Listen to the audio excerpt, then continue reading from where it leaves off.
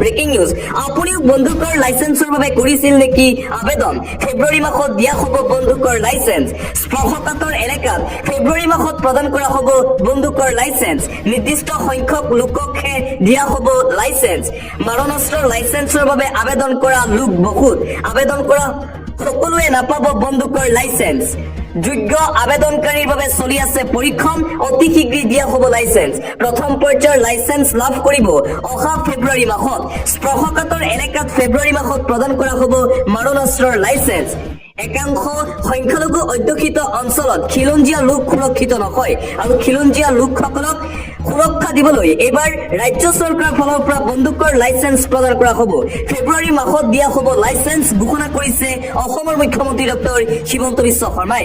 লগতে মুখ্যমন্ত্ৰী ডক্টৰ হিমন্ত বিশ্ব শৰ্মাৰ ডাঙৰ মন্তব্য মই থকালৈকে অসমক কেতিয়াও নেপাল হ'বলৈ নিদিও এই হুংকাৰ প্ৰদান কৰিছে ৰাজ্যৰ মুখ্যমন্ত্ৰী ডক্টৰ হিমন্ত বিশ্ব শৰ্মাই মই যেতিয়ালৈকে আছো তেতিয়ালৈকে অসমত কোনো অশান্তিকৰ পৰিৱেশ সৃষ্টি নহ'ব অসমক নেপাল কৰিম বুলি কোৱা সকললৈ মুখ্যমন্ত্ৰীৰ ৰঙা চকু তেওঁলোকে পাৰে যদি অসমখনক নেপাল কৰি চাওক নেপাল কৰি দেখুৱাই দিয়ক মই মুখ্যমন্ত্ৰী হৈ থকালৈকে কাৰোৰে এই সাহস নাই বুলি মন্তব্য হিমন্ত বিশ্ব শৰ্মাৰ অসমে নেপালৰ ফালে নহয় কামাখ্যা শংকৰদেৱ লাচিত বৰফুকনৰ ফালে চাব অহা 5 বছৰত নেপাল অসমলৈ আহিব আনকি নেপালৰ দৰে অসম নহয় অসমৰ উন্নয়ন দেখি নেপালত অসমৰ দৰে পৰিস্থিতি গঢ় লৈ উঠিব অসমক নেপাল কৰিম বুলি কোৱা একাংশ লোকলৈ মুখ্যমন্ত্ৰী হিমন্ত বিশ্ব শৰ্মাৰ মুকলি প্ৰশ্ন নেপালত বৰ্তমান কেইজন চিকিৎসক আছে বুলি প্ৰশ্ন কৰিছে মুখ্যমন্ত্ৰীয়ে ভাঙি যোৱা দোকানবোৰ বনাবৰ কাৰণে কাৰ পইচা লৈছে অসমক নেপাল হোৱা নাই কাৰণে আজি অসমত লাখ লাখ যুৱক যুৱতীয়ে চাকৰি পাইছে অসমক নেপাল কৰিম বুলি কোৱা লোকৰ বিৰুদ্ধে এইদৰে সৰব হৈ পুনৰবাৰ বুঢ়া আঙুলি দেখুৱাইছে মুখ্যমন্ত্ৰী হিমন্ত বিশ্ব শৰ্মাই অসমক কেতিয়াও নেপাল কৰিবলৈ নিদিয়ে মুখ্যমন্ত্ৰী হিমন্ত বিশ্ব শৰ্মাই নাম নোলোৱাকৈ প্ৰাক্তন মুখ্যমন্ত্ৰী তৰুণ গগৈকো সমালোচনা ডক্টৰ হিমন্ত বিশ্ব শৰ্মাৰ দিবলৈছো আন এটা অতিকৈ গুৰুত্বপূৰ্ণ খবৰ 26ৰ নিৰ্বাচনলৈ মাজত মাত্ৰ আৰু 4টা মাহ বাকী আছে অৱশেষত বৰফ গলিছে বিৰোধী শিবিৰত শীঘ্ৰেই হ'ব মিত্ৰতাৰ বাবে সাজু হৈছে প্ৰদেশ কংগ্ৰেছৰ সভাপতি গৌৰৱ গগৈ 2026 চনৰ বিধানসভা নিৰ্বাচনলৈ মাজত মাত্ৰ আৰু 4টা মাহ বাকী আছে 4টা মাহ বাকী থকাৰ পূৰ্বে এতিয়া বিৰোধী দলসমূহ একত্ৰিত হোৱাৰ আশংকা কিয়নো গৌৰৱ গগৈ ইতিমধ্যেই অহা 12 তাৰিখে অনুষ্ঠিত কৰিছে এক গুৰুত্বপূৰ্ণ বৈঠক সকলো বিৰোধী দলসমূহৰ বিশিষ্ট নেতাসকল উপস্থিত থাকিব গৌৰৱৰ এই বৈঠকত 2026 চনৰ বিধানসভা নিৰ্বাচনৰ পূৰ্বে বিজেপি চৰকাৰৰ বিৰুদ্ধে ৰণকৌশল প্ৰস্তুত কৰিছে গৌৰৱ গগৈয়ে 26ৰ বিধানসভা নিৰ্বাচনৰ পূৰ্বে বিৰোধী শিবিৰ একত্ৰিত হৈ নিৰ্বাচনত অৱতীৰ্ণ হ'ব আৰু বিজেপিক পৰাস্ত কৰিব আর এটা গুরুত্বপূর্ণ খবর বিহারের নির্বাচনী সভাত প্রেম ঘৃণার কথা রাহুল গান্ধীর তেজত আছে প্রেম প্রধানমন্ত্রী নরেন্দ্র মোদীয়ে কেবলমাত্র ঘৃণা বিয়পাই আছে সমগ্র বিহারত প্রধানমন্ত্রী নরেন্দ্র মোদীর বিরুদ্ধে আক্রমণাত্মক রূপত পুনৰ্বাৰ দেখিবলৈ পোৱা গৈছে কংগ্ৰেছৰ যুৱৰাজ তথা বিৰোধী দলপতি ৰাহুল গান্ধী নৰেন্দ্ৰ মোদীৰ তেজত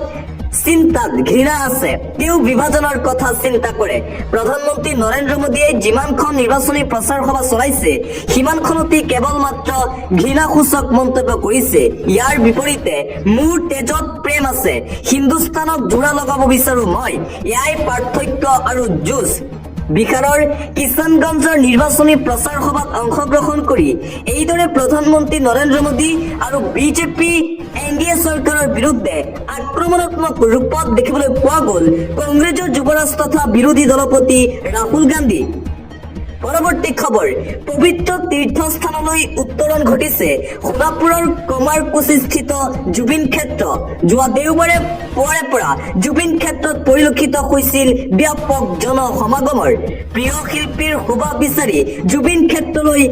দপলিয়াই আহিছে বিভিন্ন প্ৰান্তৰ জুবিন অনুৰাগীসকল জুবিন গাৰ্গক ন্যায় প্ৰদানৰ দাবীটো সৰব হ'ল জুবিন গাৰ্গৰ একাংশ অনুৰাগী সোণাপুৰৰ জুবিন ক্ষেত্ৰত হাজাৰ হাজাৰ জুবিন অনুৰাগীৰ ভিৰ অব্যাহত আছে সোণাপুৰত আহি তেওঁলোকে এটাই দাবী কৰিছে অতি শীঘ্ৰেই আমাৰ হিয়াৰ আমঠু জুবিন দাক ন্যায় দিয়ক হিমন্ত বিশ্ব শৰ্মাই পৰৱৰ্তী খবৰ জনগাঁথনি পৰিৱৰ্তনক লৈ মুখ্যমন্ত্ৰী হিমন্ত বিশ্ব শৰ্মাই উধমালে ভয়ংকৰ তথ্য জনসংখ্যাই নহয় অৰ্থনৈতিক সম্পদতো দ্ৰুতগতিত হৈছে পৰিৱৰ্তন মুখ্যমন্ত্ৰী হিমন্ত বিশ্ব শৰ্মাৰ এই মন্তব্য জনগাঁথনি পৰিৱৰ্তনক লৈ ভয়ংকৰ তথ্য দিছে মুখ্যমন্ত্ৰী শৰ্মাই জনসংখ্যাই নহয় অৰ্থনৈতিক সম্পদতো দ্ৰুতগতিত হৈছে পৰিৱৰ্তন অসমত তিনিচুকীয়াৰ দৰে জিলাত হিন্দুৱে মুছলমানক বিক্ৰী কৰা মাটিৰ সংখ্যা বেছি আৰু মুছলমানে হিন্দুক বিক্ৰী কৰা মাটিৰ সংখ্যা কম জনগাঁথনিৰ পৰিৱৰ্তন কেৱল সংখ্যাত নহয় সম্পদতো হৈ আছে পৰিৱৰ্তন সংখ্যা আৰু সম্পদ দুয়োটাতেই সলনি হৈছে জনগাঁথনি অসমত সম্পদ পৰিৱৰ্তন মানেই হৈছে ধ্বংসৰ ইংগিত ধ্বংস হ'বলৈ গৈ আছে সমগ্ৰ অসমৰ অৰ্থনৈতিক সম্পদত দ্ৰুতগতিত হৈছে পৰিৱৰ্তন এক প্ৰকাৰ অসমীয়া মানুহৰ আত্মসমৰ্পণৰ অধ্যায় আৰম্ভ হৈছে মাটি ক্ৰয় বিক্ৰয়ক লৈ ৰাজ্যিক কেবিনেটত গুৰুত্বপূৰ্ণ আলোচনা জনগাঁথনি পৰিৱৰ্তনক লৈ যোৱাকালি যি কেবিনেট বৈঠক অনুষ্ঠিত হৈছিল সেই কেবিনেট বৈঠকৰ অন্তত